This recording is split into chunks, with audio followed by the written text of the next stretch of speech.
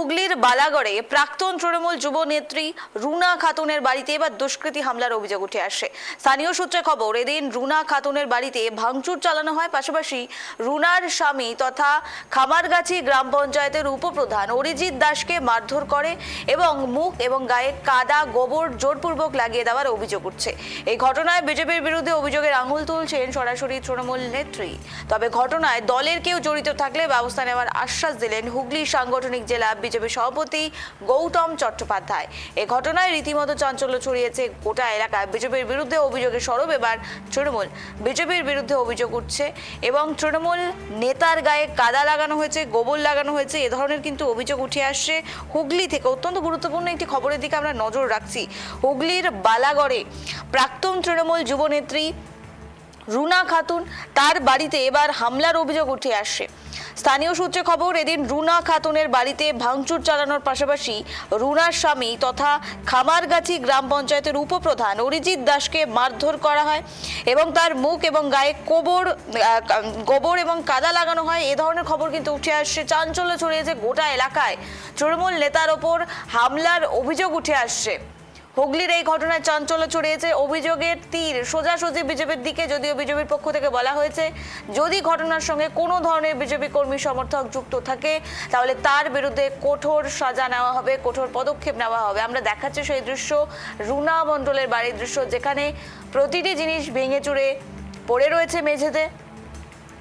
এবং হুগলির বালাগড়ে প্রাক্তন তৃণমূল যুবনেত্রী রুনা খাতুন, তার বাড়িতে এই হামলা চালানোর অভিযোগ উঠে আসছে। তার স্বামীকে মারধর করা হয়েছে, এ ধরনের অভিযোগ উঠে আসছে। এবং তৃণমূল নেতার মুখে গায়ে কাদা লাগানো হয়েছে, জোরপূর্বক কাদা লাগানো হয়েছে, গোবর লাগানো হয়েছে।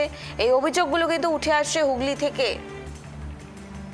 অত্যন্ত গুরুত্বপূর্ণ একটি খবরের দিকে নজর রাখছি। হুগলির বালাগড়ে প্রাক্তন যুব তৃণমূল নেত্রী রুনা খাতুন, তার বাড়িতে এবং তার স্বামীর ওপর হামলার অভিযোগ। কথা বলবো, টেলিফোন লাইনে রয়েছে প্রতিনিধি অমল। অমল, জানতে চাইবো ঠিক কি হয়েছিল, পরিস্থিতি কি এই মুহূর্তে? দেখো নিবিড়া, তোমাকে প্রথমেই জানাবো ঘটনাটি ঘটেছে গতকাল রাত্রে। তিনি তার ফেসবুকে এই ঘটনাটি সম্পূর্ণভাবে ভাইরাল করেন। প্রাক্তন তৃণমূল যুব নেত্রী রুনা খাতুন বাড়িতে তখন দুষ্কৃতী হামলা যখন চলছিল তখন তিনি ছিলেন না। ফোন পেয়ে তিনি স্বামীর ফোন পেয়ে তিনি ছুটে আসেন।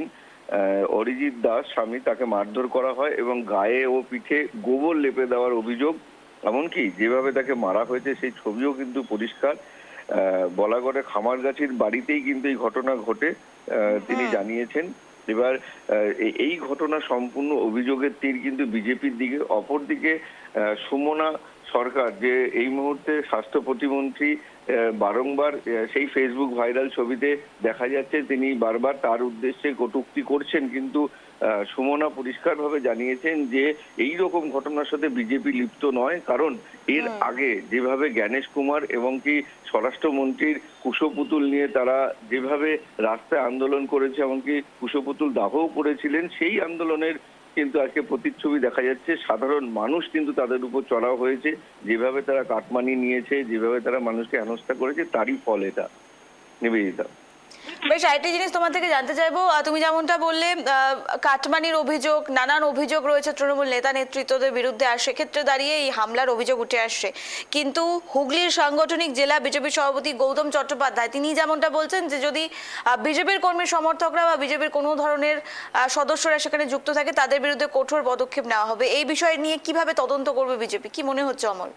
দেখো, একদমই তাই। বিজেপির যে জেলা সভাপতি গৌতম চ্যাটার্জি কিন্তু বারংবার এই ব্যাপারটি নিয়ে সোচ্চার হন, কারণ তিনি জেলার সম্পূর্ণ শান্তি বার্তা রাখার চেষ্টা করেন। তিনি কালকের ঘটনা যখনই তার কানে আসে তখনই তিনি একই কথা বলেন, যদি কোনো বিজেপি কর্মীকে চিহ্নিত করা যায় সেখানে বিজেপি কর্মী সেখানে ছিলেন, এমনকি এই কাজের সাথে যুক্ত আছেন, সেই রকম কর্মীকে চিহ্নিত করা গেলেই তিনি কিন্তু উপযুক্ত শাস্তি বলছেন যে পার্টির তরফ থেকে যা শাস্তি দেওয়া হয় সেটা আমরা দেব। কারণ তিনি বলেছেন যে আমরা চাই না যে গত তৃণমূল সরকার যেভাবে মানুষকে হেনস্থা করেছে, যেভাবে মানুষকে অপদস্থ করেছে, সেই সরকার কালিমালিপ্ত হয়েছে। আমাদের পার্টিও যে যেন কালিমালিপ্ত না হয় সেদিকে আমাদের নজর থাকবে। নিবেদিতা। বেশ, ধন্যবাদ অমল। অত্যন্ত গুরুত্বপূর্ণ খবরের দিকে নজর রাখলাম। বিজেপির বিরুদ্ধে অভিযোগ উঠে আসছে এবং তৃণমূল নেতাকে মারধর করা হয়েছে। যদিও এখনো পর্যন্ত জানা যাচ্ছে যে নানান অভিযোগ রয়েছে তৃণমূল নেতার বিরুদ্ধে, আর তার পরিপ্রেক্ষিতেই ক্ষুব্ধ জনতার এই ঘটনা, যদিও পুরো বিষয়টি এখনো তদন্ত সাপেক্ষ।